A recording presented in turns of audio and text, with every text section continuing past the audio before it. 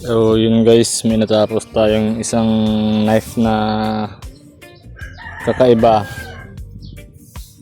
Yung blade profile niya matawag nating Ardabes. Ardabes talaga kasi yan guys. Yung bakal nito coil spring. Yung ginagawa naming tres cantos, yan, ito rin yun.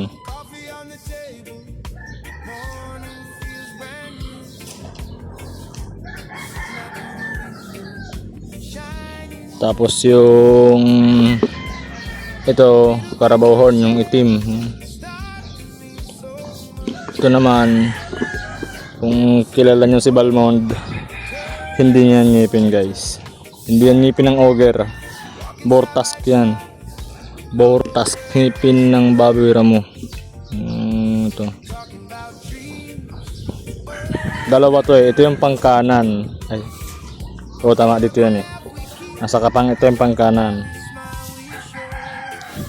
Yung loob niyan puno ng epoxy yan. Tapos ito nakaglo pa yan. Yung mga basag-basag na yan. Nakaglo yan. Yan. Parte talaga yun nila eh. So yan, sa haba ng blade nya 3.5 to 3.6 lang yan. Basta overall yan, paes kasi. Kaya ang tinawag na Ardabes. Basta ang pagsukat ko kasi niya mula dito hanggang dito. So nasa 7.5, 6, 7.6. Kasama overall na yan, kasama na yung handle tsaka itong blade. Pero yung blade lang nasa 3.5 to 3.6.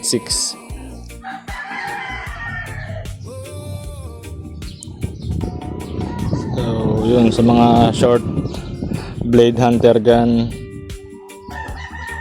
pwede natin pag-usapan to mga brother. Available naman to eh. Sa set nya Kydex na transparent. Tapos yung build niya ngayon pang kanan, pero pwede itong panggawin pang kaliwa kung kaliwa ito yung bibili. Tapos pag iba-back carry, ganoon lang din yan. Pag naka-slanting, pag iba-back carry, yan. Pwede ring front, pwede ring back carry. Kung saan kayo sanay maglagay ng EDC nyo.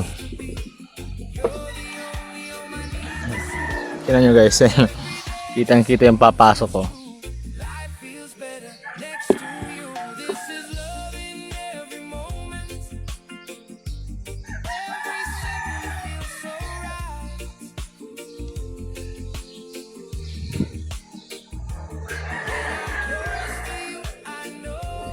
Yung hulma pala ng sungay dito, isinunod ko lang sa